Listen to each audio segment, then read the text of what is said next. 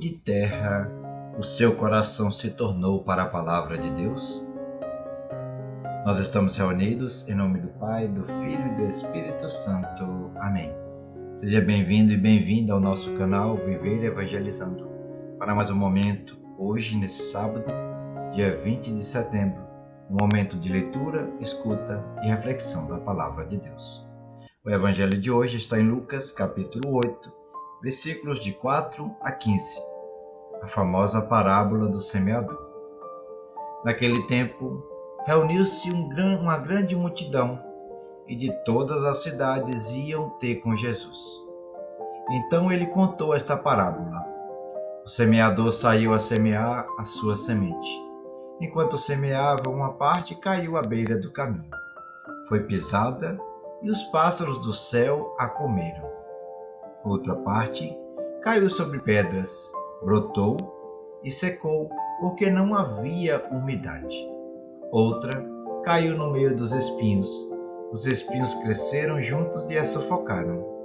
Outra parte caiu em terra boa, brotou e deu frutos, 100 por um. Dizendo isso, exclamou: Quem tem ouvidos para ouvir, ouça. Os discípulos perguntaram-lhe o que significava essa parábola. Ele respondeu: A vós foi dado conhecer os mistérios do reino de Deus, mas aos outros só por meio de parábolas, para que olhando não vejam e ouvindo não compreendam. Eis o que significa a parábola. A semente é a palavra de Deus. Os que estão à beira do caminho são os que ouviram, mas depois vem o diabo e tira-lhes a palavra do coração, para que não creiam nem se salvem. Os que estão sob as pedras são os que, ao ouvirem a palavra com alegria, mas não têm raiz. Por um momento acreditam, mas na hora da tentação voltam atrás. Aquilo que caiu entre os espinhos são os que ouviram, mas caminhando são sufocados pelas preocupações, riquezas, prazeres da vida, e não chega a dar fruto. E o que caiu em terra boa são os que, ouvindo com o coração bom e generoso, conservam a palavra e dão fruto pela perseverança. Palavra da salvação. Glória a vós, Senhor. Meus irmãos e minhas irmãs, quando Jesus fala em parábolas, ele não está apenas contando histórias bonitas. É preciso reconhecermos isso. Ele está revelando verdades profundas que tocam o mais íntimo do nosso coração, e isso até os dias atuais.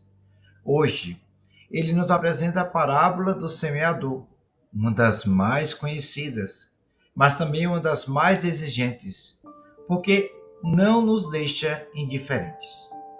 Essa parábola, nos coloca diante de uma pergunta essencial para a nossa vida de fé. Que tipo de terreno sou eu para a palavra de Deus? Que tipo de terreno é você para a palavra de Deus? Se você tiver disponibilidade e abertura, coloque aqui nos comentários. Veja que Jesus não questiona a semente. A semente é a palavra viva do próprio Deus. O que faz diferença é a terra, é o coração que a recebe.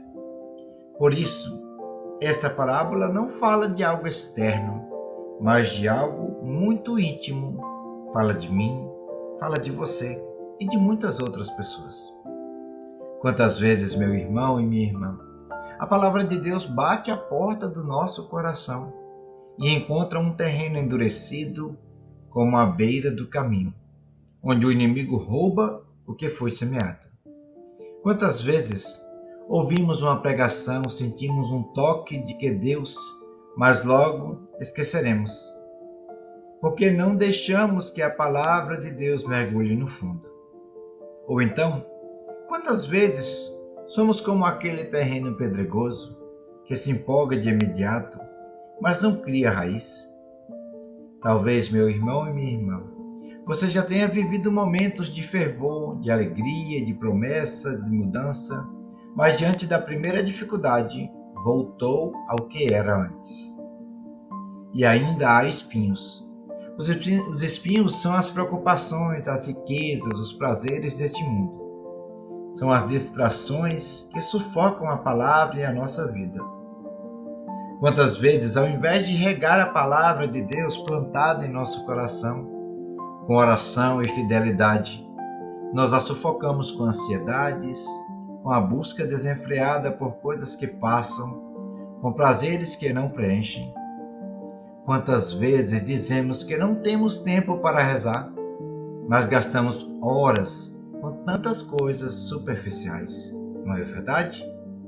Mas graças a Deus, Jesus também fala de um terreno bom. E aqui está a esperança.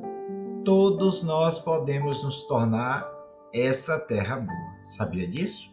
Pois é. A palavra que cai em terra boa, ela gera frutos de perseverança, de transformação, de santidade. E note que Jesus não fala de frutos imediatos. Ele fala de perseverança, porque não basta ouvir um dia, sentir algo bonito um dia. É preciso permanecer, é preciso insistir, é preciso ser fiel, mesmo quando parece que nada está acontecendo na sua vida. E eu quero te perguntar, qual desses terrenos você sente que está mais presente na sua vida? Talvez você se veja em mais de um deles. Talvez uma parte do seu coração seja fértil, mas a outra parte ainda esteja cheia de pedras de espinhos. Não tenha medo de reconhecer isso. O próprio Espírito Santo é agricultor que pode preparar o terreno. A nossa tarefa, então, é permitir que ele arranque as pedras, queime os espinhos e amoleça a dureza da beira do caminho, para assim trilharmos melhor a nossa fé. Hoje, o convite de Jesus é este: não desanime se você ainda não vê frutos abundantes. O importante é deixar-se cultivar pela graça de Deus sempre. Um coração aberto, simples, perseverante, ainda que pequeno, pode se tornar uma terra fértil que alimenta muitos. A palavra de Deus não falha, não se perde, não envelhece. Se ela encontrar o espaço no seu coração, ela gera frutos sim. Frutos de paz, frutos de fé, frutos de amor, que se estendem até a eternidade. Por isso, eu te convido. Permita que a palavra de Deus hoje e sempre seja mais do que um som ouvido, seja mais do que somente um momento. Deixe que ela se torne raiz no seu coração, na sua vida de fé. E me diga nos comentários, em qual terreno você se identifica nos dias atuais? Quais desses? Pedregoso, espinhoso, à beira do caminho? Me diz aqui nos comentários. Compartilhe isso, pois isso pode ser uma forma de rezar junto, de crescer juntos, de ajudar mutuamente em nosso caminho de fé. Assim seja. Amém. Meu irmão e minha irmã em Cristo Jesus, espero que esse breve momento tenha te ajudado a reconhecer que é sim possível cultivar a semente do reino em nossos corações. O Senhor esteja convosco, Ele está no meio de nós.